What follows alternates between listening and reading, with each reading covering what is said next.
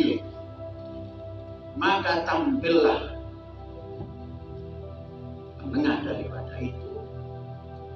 Laki-laki maupun perempuan sama. Maka ada prasasti yang tertulis dalam Al-Quran.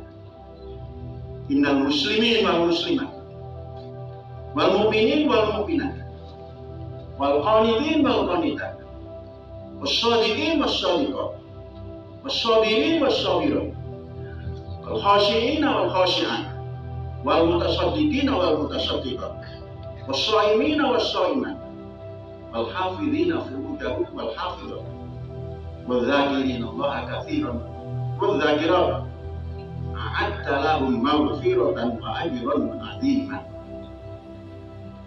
Yang pertama tadi Fir'aun membanggakan perempuan, yang jahiliyah membanggakan laki-laki.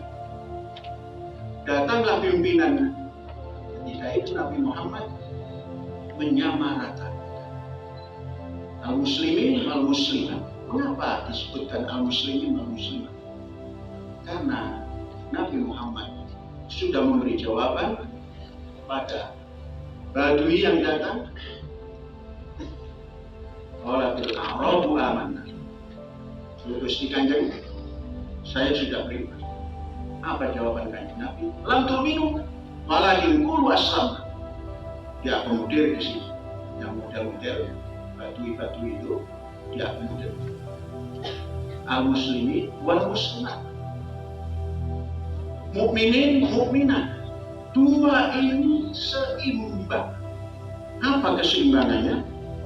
A'adda lahum maghfiratan wa ajran 'aziman. Dua-duanya tidak dibedakan, dua-duanya diberikan hak yang penuh, diberikan maghfirah yang penuh, diberikan ganjaran, kalau itu ganjaran yang penuh, sama. Baru datang kemudianlah dipilah-pilah. Seakan-akan muslimin muslimat itu harus tidak sejajar. Pemecahan Rasulullah SAW seperti ini adalah untuk menyatakan bahwa tidak ada perbedaan. Fir'aun menampilkan yang perempuan, konon gampangnya. Yang jahiliyah menampilkan laki-laki, konon mudah diajak perang. Oleh Rasulullah Muhammad tidak begitu. Al-muslimun wal muslimat, al-mu'minun wal mu'minat, wal qanitun wal qanitat, dan selanjutnya semua diberi ampunan yang sama, diberi ganjaran yang sama. Maka kita harus berani mempraktekkan apa yang dikeluarkan Rasulullah. Jangan pernah disekat-sekat oleh pendapat orang. Pegang Al-Quran. Ini karena yang dihadapi ini ada yang bagian syariah kan? Syariah ada apa? Hati-hati. Quran ini pegangan. Seperti kita berbangsa, dasar negara itu pegangan. Jadi hindari kesempitan barat. Muslim muslimat, mukminin mukminat, tidak ada. Kemanusiaan itu ada muslim, ada mukmin. Manusia sama. Saudara, mudah dalam memperjuangkan gagasan tadi. Kalau kita semua belajar sosiologi dalam kehidupan umat manusia ini dibagi dua kelompok. Satu kelompok politik, satu lagi kelompok karismatik. Kelompok politik itulah yang akan mengatur pergantian kekuasaan. Ada kelompok karismatik, itulah yang menentukan jarum gandumnya ini kemana lari. Maka kelompok ini namanya kelompok karismatik yang bisa menentukan, yang bisa mengingatkan. Biasanya Kalau tadi lembaga politik, ini lembaga pendidikan. Lembaga pendidikan ini harus menjadi lembaga yang karismatik, mempunyai hak untuk mengingatkan, mempunyai hak untuk menyampaikan ide-ide yang positif dari Harold Tarbiyah, dari kampus pendidikan. Ini yang namanya lembaga karismatik. Maka tadi kalau Pak Ahmad Rizka mengatakan untuk supaya menjelang ini tidak menjadi orang politik. Mendidik ini politik, Pak. Politik pendidikan. Cuma lembaganya lembaga karismatik. Jadi hanya ada dua.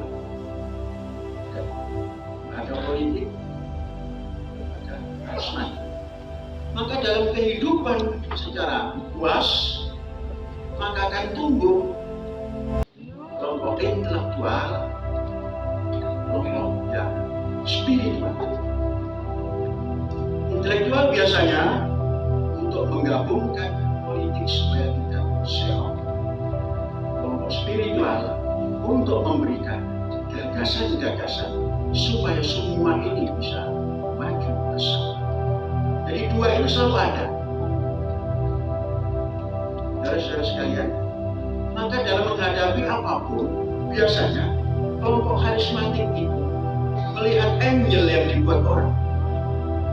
Biasanya kalau wartawan itu selalu membuat angel, kemudian ada peak-nya, ada pasang penguncinya. Hari-hari ini angel dihadapkan ke lembaga pendidikan. Orang membuat angel tertentu dengan macam-macam, diarahkan ke lembaga pendidikan tertentu. Namun sayang, mereka tidak punya peak, tidak punya pasar untuk menetapkan angel itu ada dan bisa wujud.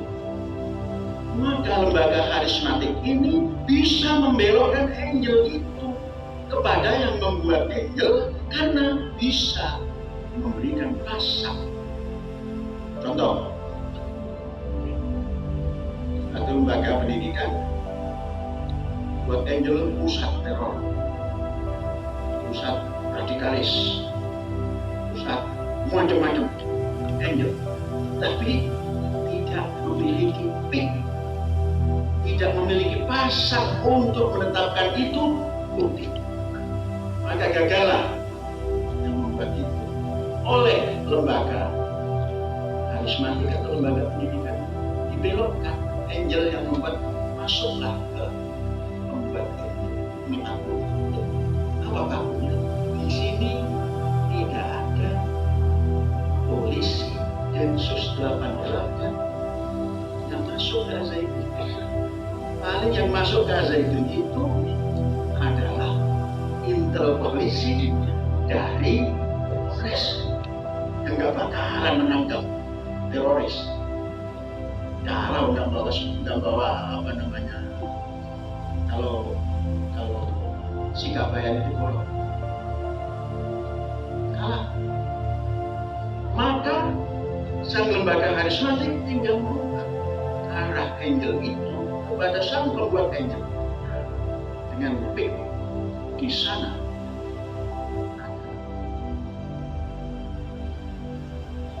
Densus 88 masuk ke lembaga pembuat angel tadi dan menangkap teroris di lembaga itu.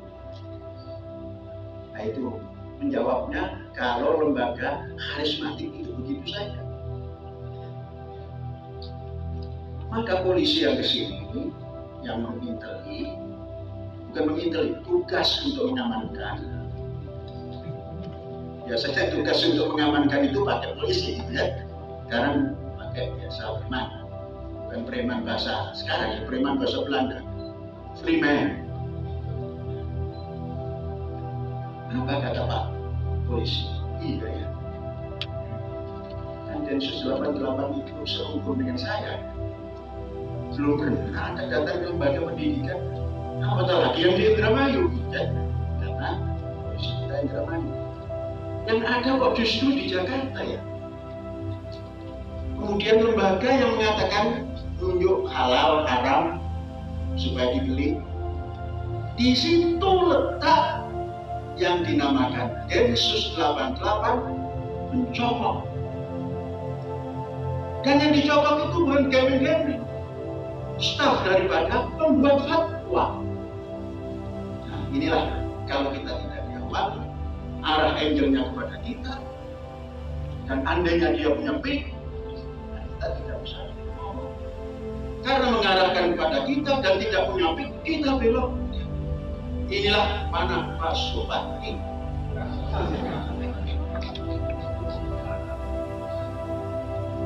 Bayangkan apa kata Sang Arjuna?